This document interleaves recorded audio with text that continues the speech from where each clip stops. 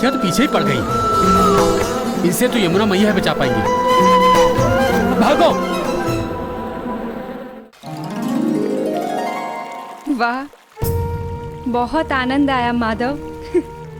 और आप भी अद्भुत हैं। किस तरह से आपने कंस के सैनिकों का सारा अहंकार मिटा दिया, वो भी एक छोटी सी मधुमक्खी के हाथों। आकार से कोई बड़ा छोटा नहीं होता रुक्मिणी। समय आने पर एक छोटी सी सुई एक तलवार को भी हरा सकती है। इसलिए समय और परिस्थिति से बड़ा और कोई नहीं हो सकता, ना ही कंस और ना ही उसके वो सैनिक।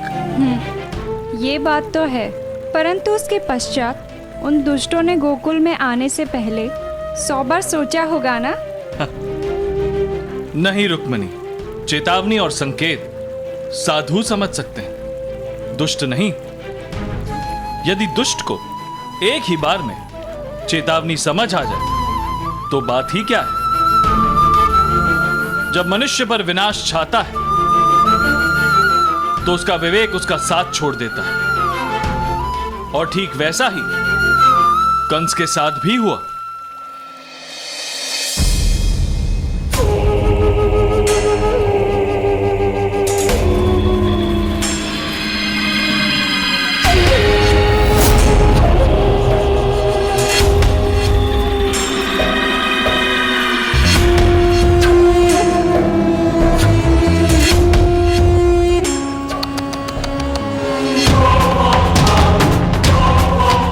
हृदय में पीड़ा हो रही है।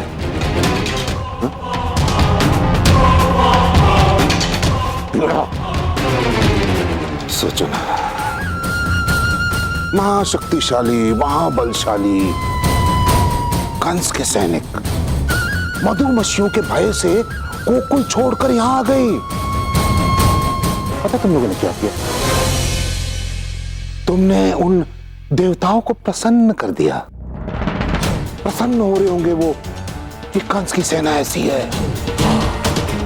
और तुम लोगों ने कंस को क्रोधित किया। महाराज, मैं जो कह रहा हूं वही सही है, विश्वास कीजिए। उस गोकुल नगरी में अवश्य कुछ मायावी था। उस 2 दिन के बालक ने अपना खिलौना निकालकर मधुमक्खी के छत्ते पे मारा और हमारी ये दुर्दशा हो गई महाराज। गोकुल नगरी में कुछ मायावी अवस्था।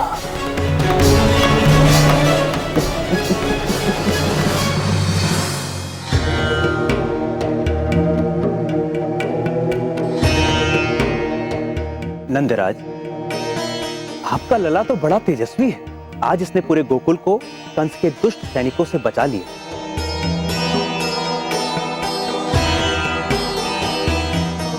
नहीं उपनंद, मेरा लल्ला तो नन्ना है। ये तो ईश्वर की कृपा है जिन्होंने आज हम सब की रक्षा की, गोकुल के सारे शिशुओं की रक्षा, मेरे लल्ला की रक्षा। पर कंस शांत नहीं रहेगा।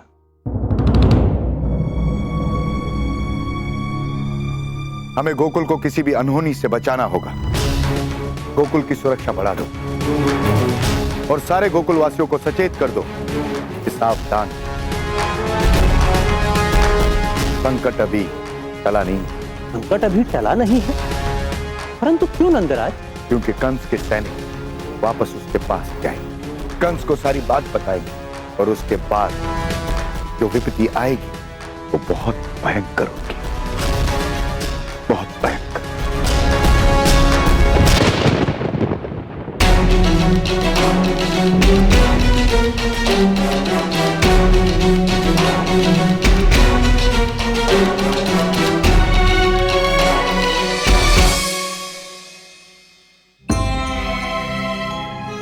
यदि ऐसा ही था प्रभु, तो आपने कंस के सैनिकों को समाप्त क्यों नहीं कर डाला? क्यों उन्हें कंस तक पहुंचने दिया, जबकि वो पुनः आकर गोकुल वासियों को त्रस्त करने ही वाले थे? कभी किसी को मारकर बुराई का अंत होता है रुक्मणी? यदि मैं उन सैनिकों को मार भी देता तो कंस और सैनिक भेज देता। बुराई तो वन की घास की तरह होती है, जितनी उखाड़ो उतनी ही पनपती है। और यदि उस घास का नाश करना है तो उसकी जड़ पर वार करना होता है, और इन सब की जड़ था कंस का दंभ। मुझे तो कंस के दंभ का नाश करना था, पाप का समूल नाश करना था। सो तो है माधव, किंतु कंस को समाप्त करना क्या इतना सरल था? सरल नहीं था रुक्मणी, परंतु समय अवश्य लगना था। वो कहते हैं ना कि पाप का घड़ा फूटने से पहले उसका पूरी तरह से भर जाना अति आवश्यक है। गोकुल नगरी में कुछ मायावी अवस्था।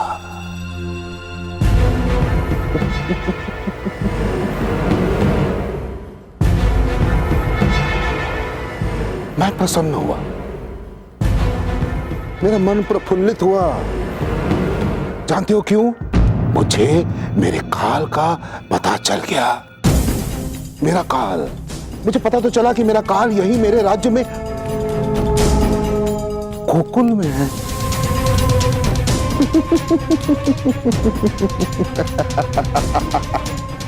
कंस का काल।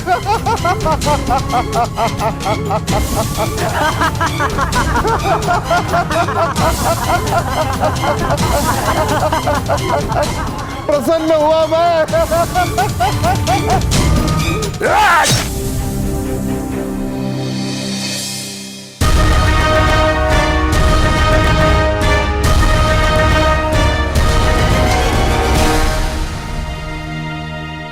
मैंने अपनी सेना को अपने काल को मारने के लिए भेजा था, परंतु मेरी सेना। अब भी कुछ नहीं बिगड़ा महाराज, गोकुल भी वही है, बालक भी वही हैं। आप आदेश दीजिए महाराज।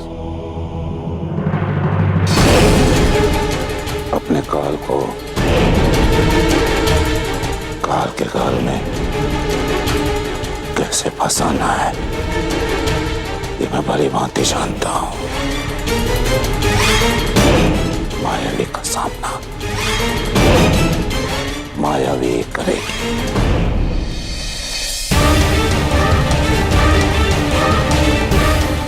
उतना उतना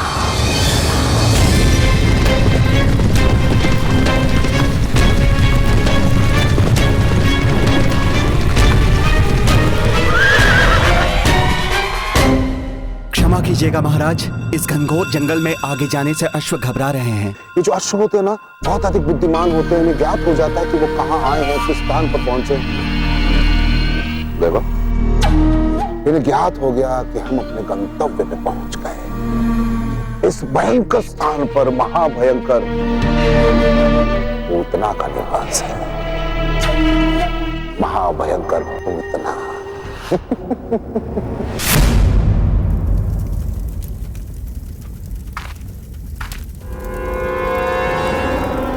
पूतना,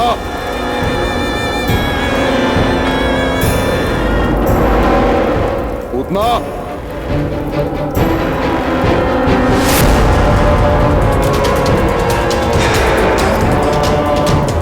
पूतना,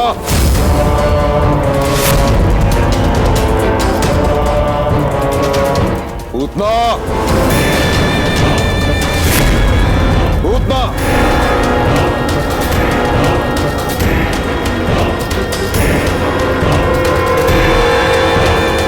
मथुरा नरेश कंस, यहाँ आदेश दे, क्या प्रयोजन है? तुम्हारे पास इस निर्जन स्थान पर आने का कोई न कोई विशेष प्रयोजन तो होगा ही ना। मुझे तुम्हारी सहायता की आवश्यकता है, तो शीघ्र अतिशीघ्र, मेरे पास समय बहुत कम है। स्वयं महाराज कंस यहाँ पधारे हैं। प्रतीत होता है अत्यंत ही कोई महत्वपूर्ण कार्य है। आज्ञा दे, यदि मैं आपके किसी काम आ सकी तो स्वयं को बहुत धन्य समझूंगी मैं। आपके बहुत उपकार हैं मुझ पर और मेरे भ्राता बकासुर पर। आदेश कीजिए, मैं आपके उपकार का ऋण चुकाऊंगी। भूतनाथ, मुझे बात बताओ, तुम्हें नवजात शिशुओं का मांस, उनकी अस्थियां अत्यंत प्रिय है ना? हाँ महाराज। इसी कारण जो कार्य मैं तुम्हें सौंपने जा रहा हूं वो किसी भोज के निमंत्रण से कम नहीं है। तुम्हें केवल इतना करना है कि 10 दिन पहले जन्मे शिशुओं को अपना आहार बनाना है, उनका भक्षण करना है। तो प्रस्तुत हो? यदि ऋण चुकाने का ऐसा अवसर मिले तो कौन नहीं चुकाएगा। आपने मेरी क्षुधा शांत करने का प्रबंध किया है। आदेश कीजिए, मुझे जाना कहाँ है? गोकुल। महाजन में हर एक शिशु का भक्षण करना है तुम्हें, और यह कार्य करने के लिए तुम्हारे पास केवल 1 दिन है, मात्र 1 दिन पूतना।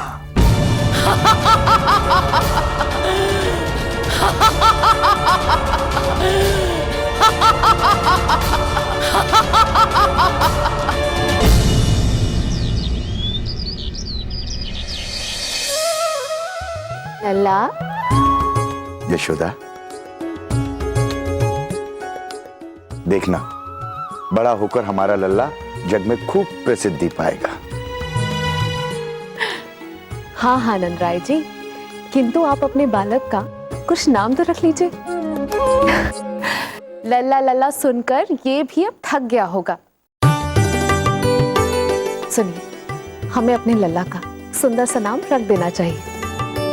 हाँ यशोदा, मैंने पंडित जी से कहलवा दिया है कि एक शुभ मुहूर्त देखकर हमारे लल्ला का नामकरण कर दे।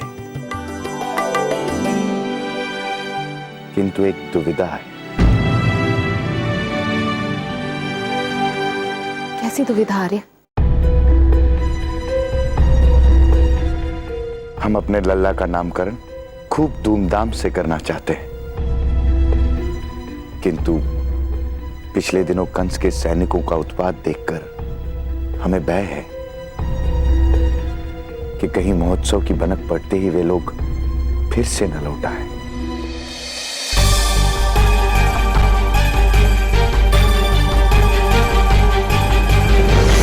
हे ईश्वर, कैसी दुविधा है ये। हम अपने बालक के जन्म का आनंद भी ठीक से मना नहीं सकते।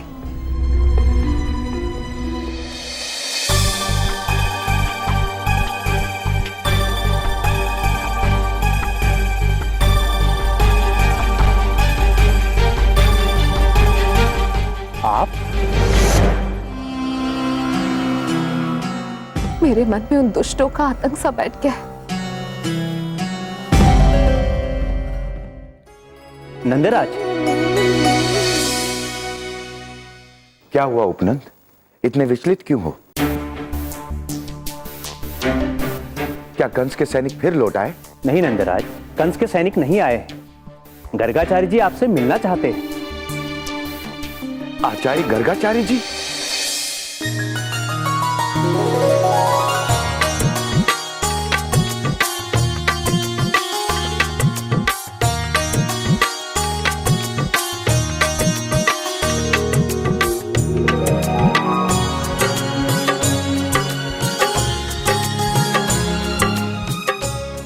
भाग्य हमारे आचार्य जो आप हमारे यहाँ पधारे। नहीं नंदराज, ये असत्य है। मैं यहाँ आया नहीं, मुझे यहाँ लाया गया है।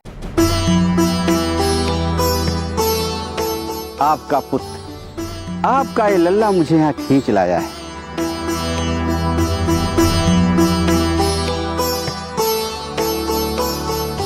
मैं कुछ समझा नहीं आचार्य। तो अब समझ लो नंदराज, मैं यहाँ पास के गांव बरसाने में आया था। वहाँ आपके लल्ला की अद्भुत छवि का वर्णन सबके मुंह से सुनकर रहा न गया। मेरे मन में एक उत्कंठा जगी इसे देखने की। बस इसीलिए बरबस गोकुल की राह पकड़ ली और खींचा चला आया। चलिए, लल्ला के बहाने ही सही आपने हम पर कृपा तो की। अब हम इस सुअवसर को चूकने नहीं देंगे।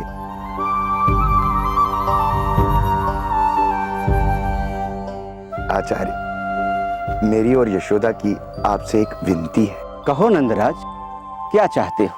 आज तुम्हारे पुत्र को देखकर मेरे नेत्रों को जो सुख मिला है उसके लिए तो मैं तुम्हारा ऋणी हूं। आचार्य, हम चाहते हैं कि आप कुछ दिन हमारा आतिथ्य स्वीकार करें और इसी बहाने हमारे लल्ला का नामकरण कर दें। किंतु एक विनती है आचार्य। पिछले दिनों दुष्ट कंस ने सारे नवजात शिशुओं को मारने का आदेश दिया है अपने सैनिकों को। इसलिए हम अपने लल्ला का नामकरण बड़े ही गोपनीय और साधारण रूप से करना चाहते हैं। बस एक ही उल्लास है और वो है इस अवसर पर आपकी उपस्थिति। अवश्य नंदराज, आपका आतिथ्य मुझे स्वीकार है, किंतु आपके बालक का नामकरण संस्कार मैं नहीं कर सकता। क्यों आचार्य? क्योंकि मैं यादवों का कुलगुरु और आप हैं गौपालक, इसलिए आपके बालक का नामकरण संस्कार करना मेरे अधिकार में नहीं। परंतु आचार्य। कोई बात नहीं यशोदा, हम अपनी सुविधा के लिए आचार्य को दुविधा में क्यों डालें? आपका निर्णय हमें स्वीकार है आचार्य।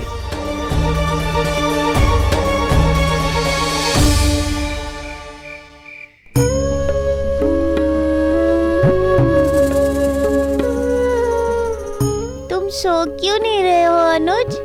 क्या दाऊ, कैसे ज्येष्ठ हैं आप? आपको अपनी नींद की पड़ी है और मेरी तनिक भी चिंता नहीं है।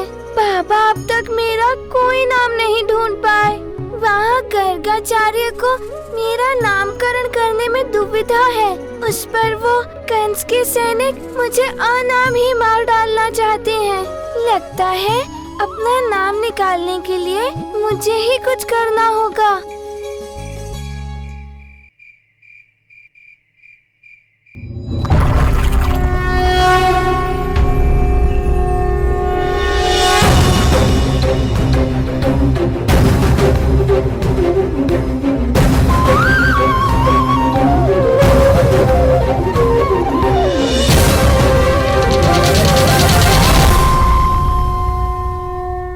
नारायण,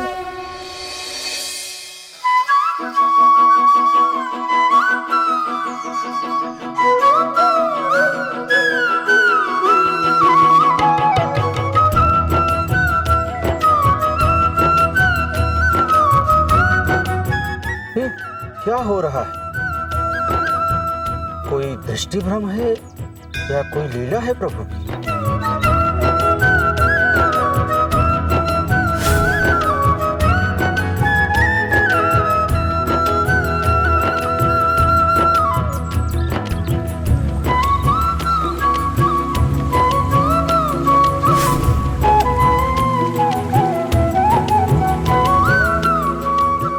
क्या भूल हो गई मुझसे जो मेरा नामकरण करना अस्वीकार कर दिए?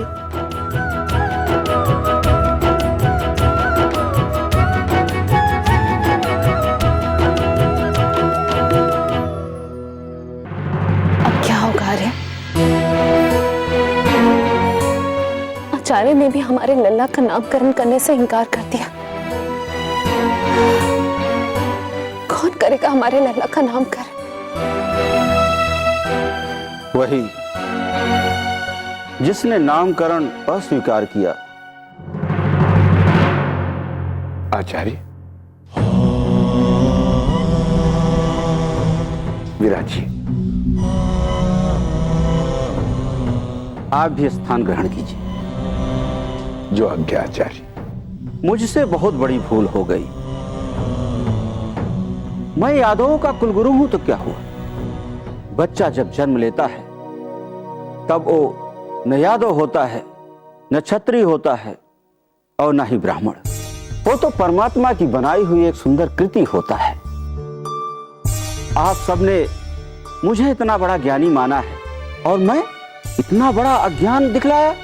भला मैं कैसे परमात्मा की बनाई हुई सृष्टि का नामकरण करना अस्वीकार कर सकता हूं? नहीं नंदराज, नहीं। मैं आपके बालक का नामकरण करूंगा, अवश्य करूंगा। धन्यवाद हमारे आचार्य। तो मैं प्रबंध करता हूं। नहीं नंदराज, गोकुल में कंस के सैनिक कभी भी उत्पात मचाने आ सकते हैं। अतः बालक का नामकरण संस्कार यहां सुरक्षित नहीं होगा। मैं आपके बालक का नामकरण वृंदावन में करूंगा। जैसा आपका आदेश आचार्य। हमारे लल्ला का नामकरण वृंदावन में ही होगा।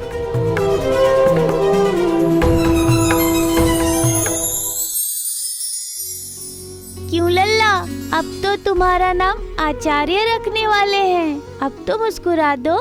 नहीं, मेरे साथ पक्षपात हो रहा है। बाबा ने तुम्हारा नामकरण बड़े उल्लास से किया था और मेरा नामकरण संस्कार छिपकर वृंदावन में, गोकुल से बाहर। ये भी कोई बात हुई? पहले छुपकर मथुरा से यहाँ लाया गया, अब गोकुल से छुपकर मुझे वृंदावन ले जा रहे हैं। मुझे नहीं जाना। अब ऐसा भी है क्या जो जाना नहीं चाहते? नाम मिल रहा है ना, ले लो। नहीं जा सकता दाऊ, मुझे यहीं रहना होगा। वो जो आने वाली है। वो कौन लला? आप भी अद्भुत है माधव। 2 दिन के बालक थे और ये सब प्रयोजन करना प्रारंभ भी कर दिया था आपने।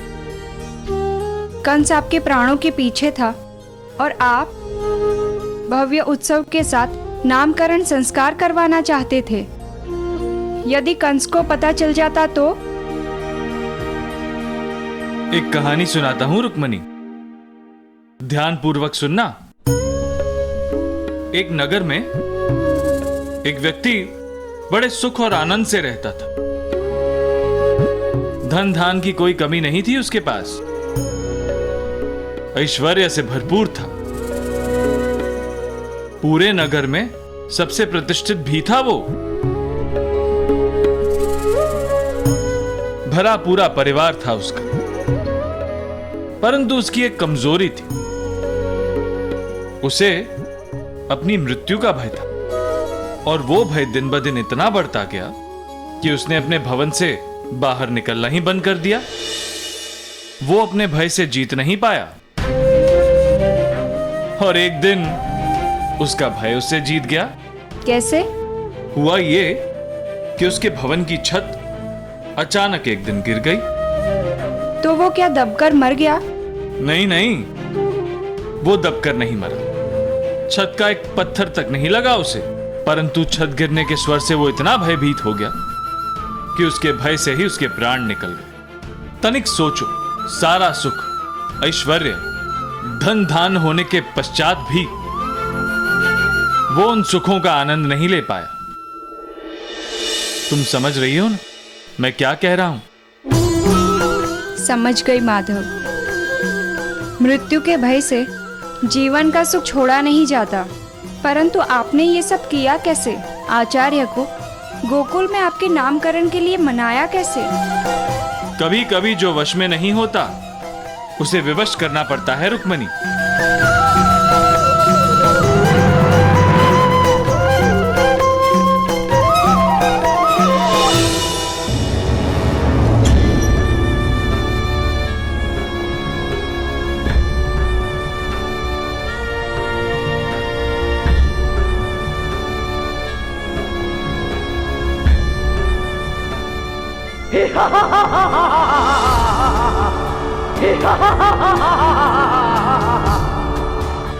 गोकुल आ गया।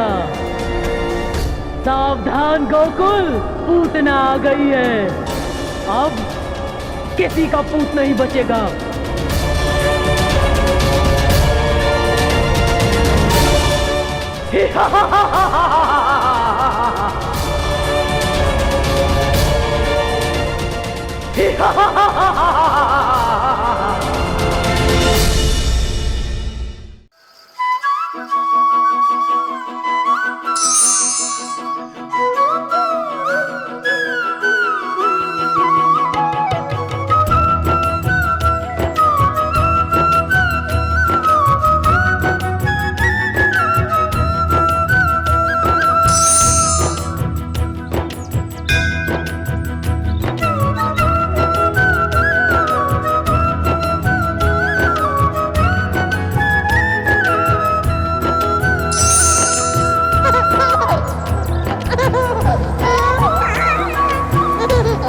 कौन है?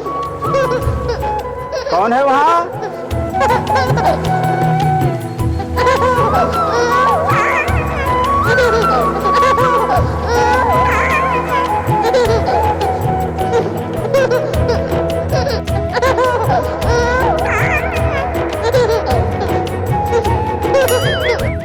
पकड़ना चाहते हो मुझे? पकड़ के दिखाओ।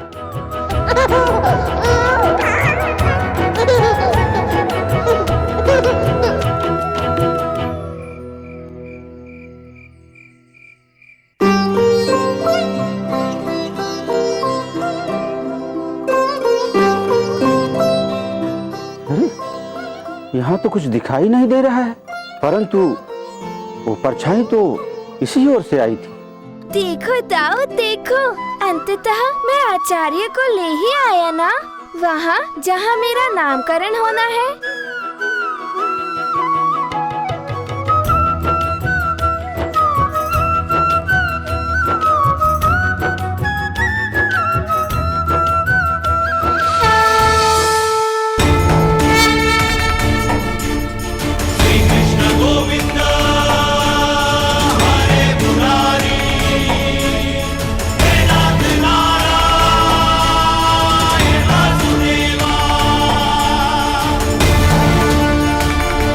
वाह प्रभु, आपकी लीला बड़ी निराली। समझ गया प्रभु, ऐसा ही होगा प्रभु, ऐसा ही होगा।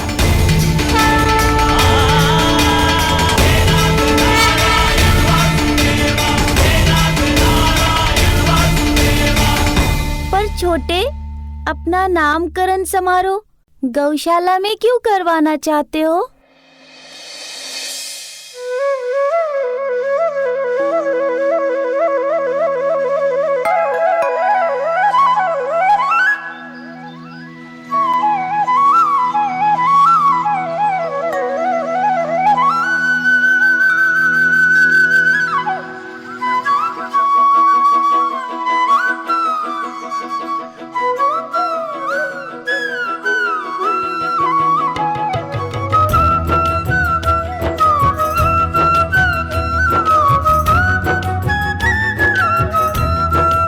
ठीक ही तो पूछा था दाऊ ने माधव।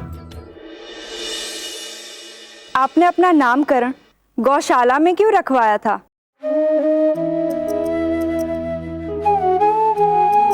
नाम बड़ा नहीं होता रुक्मणी, कर्म बड़ा होता है। और वो दो स्थानों से सबसे अधिक जुड़ा रहता है। पहला, जहां उसका मन लगे, और दूसरा, जहां वो कर्म करे। और नंद बाबा का मन और कर्म दोनों ही गौ माता के समीप था। नामकरण एक पवित्र संस्कार है रुक्मणी, और वो पवित्र स्थान पर होना चाहिए। और एक मनुष्य के लिए उसकी कर्म भूमि से पवित्र और क्या हो सकता है? मेरी कर्म भूमि थी गोकुल और वहां की गौशाला, और इसीलिए मैंने इस संस्कार के लिए गोकुल की गौशाला को चुना। और फिर वहां आया दूध और माखन, मुझे आजीवन खाना भी तो था।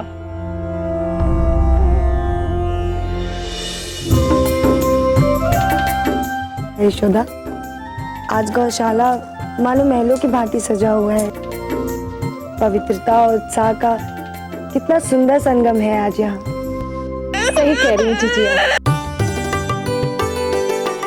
तुम्हारे तो बड़े ठाट हैं छोटे, इतनी धूमधाम से गोकुल में ही तुम्हारा नामकरण हो रहा है। देखो, सारा गोकुल अतिथियों से भरा हुआ है। हाँ दाऊ, परंतु अभी तक वो नहीं आई जिसकी मुझे प्रतीक्षा है।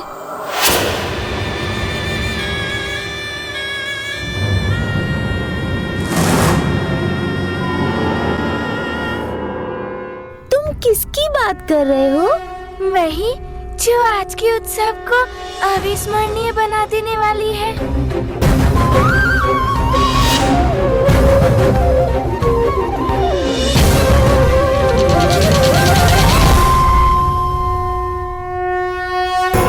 खिलौने ले लो,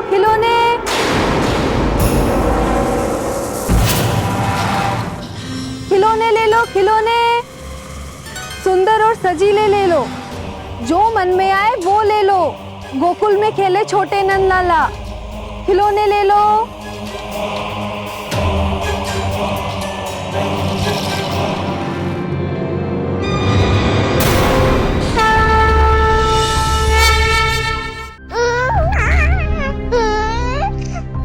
ये खिलौना कितने का है?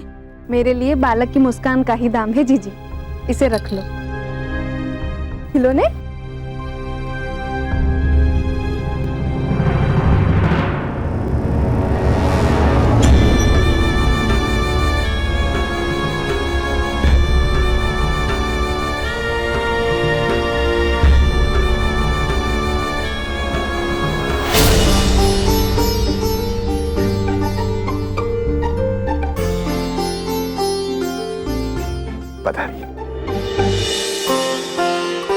अंगादगान्त संभवसि हृदयादधि जायसे। बड़े सुंदर खिलौने कहाँ से लाए? मथुरा से लाई हूँ। ये लो, तुम भी अपने लल्ला के लिए ले लो।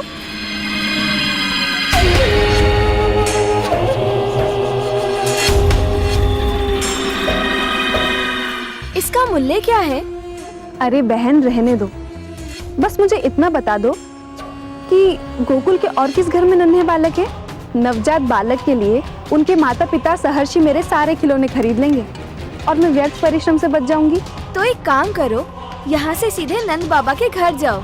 वहाँ यशोदा मैया ने एक नन्हे बच्चे को जन्म दिया है और आज लल्ला का नामकरण भी है। वहीं तुम्हारे सारे खिलौने बिक जाएंगे। अच्छा, तो मैं चली नंद के घर।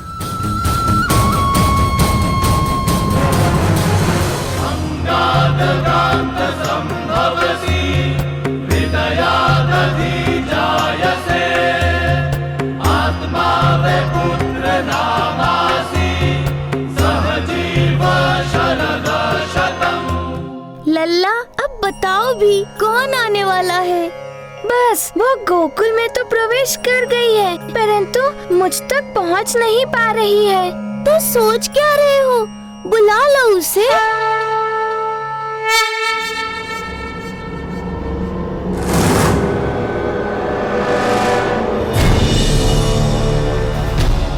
खिलौने ले लो, खिलौने सुंदर और सजीले ले लो, जो मन में आए वो ले लो। खिलौने ले लो, खिलौने। कहाँ ढूंढ रही हो पूतना? मैं तो यहाँ हूँ। ध्यान से देखो, पा लोगी मुझे।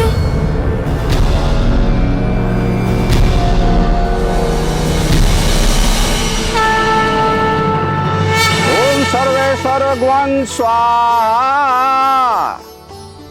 लाइए बालक को हमें दीजिए।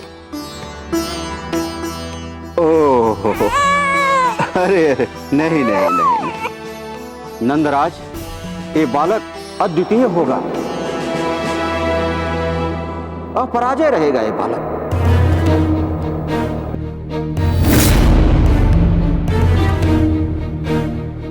आने वाले समय में ये बालक पूरे जग पर राज करेगा, पूरे जग पर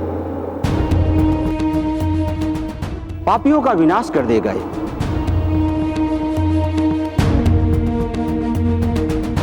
पूरे जग में बालक युगांधर बनेगा, युगांधर।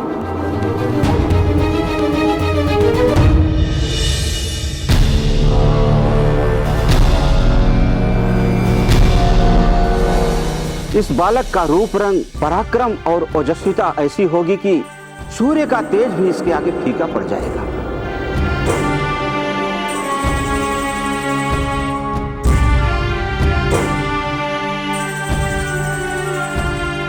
इसके आकर्षण में हर कोई इसकी ओर खींचा चला आएगा।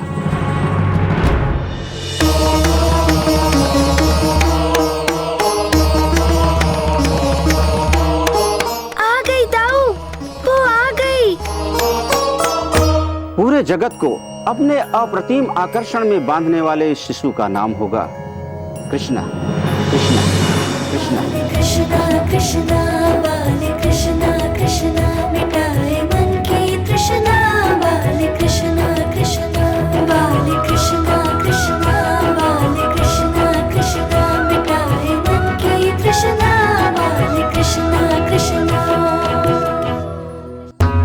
अर्थात आकर्षित करने वाला, और कृष्ण पक्ष में जन्म लेने के कारण भी इसका नाम चरित्रार्थ होगा, चरित्रार्थ होगा, चरित्रार्थ होगा।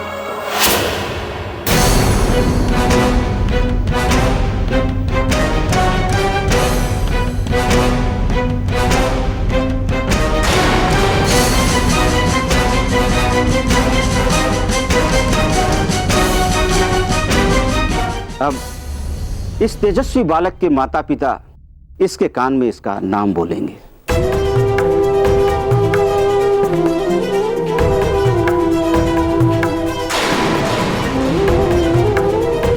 कृष्ण।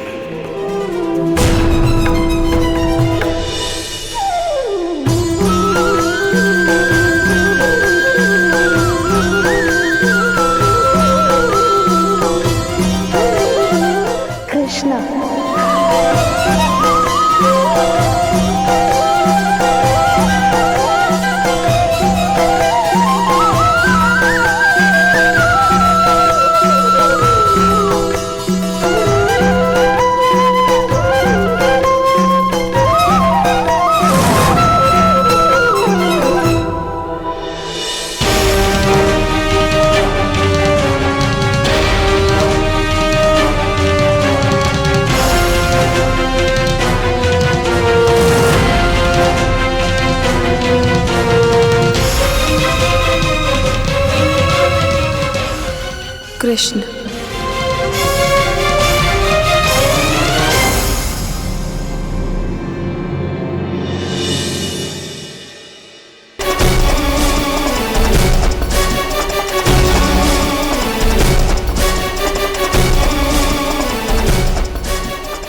ये मुझे क्या हो रहा है? मैं जिसे समाप्त करने आई हूँ उसी के आकर्षण में बंधी जा रही हूँ। ये बालक असाधारण है, मुझे अपने लक्ष्य से भटका रहा है। नहीं, मुझे अपना कार्य पूरा करना ही होगा। कहीं इस बालक के आकर्षण में मैं अपना कर्तव्य ना भूल जाऊं।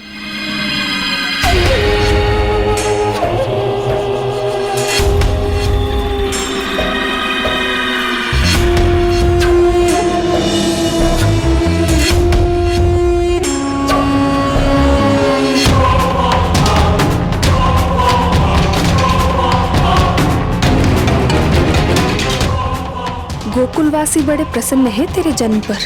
बस कुछ देर और, फिर यही सब तेरी मृत्यु पर विलाप करेंगे।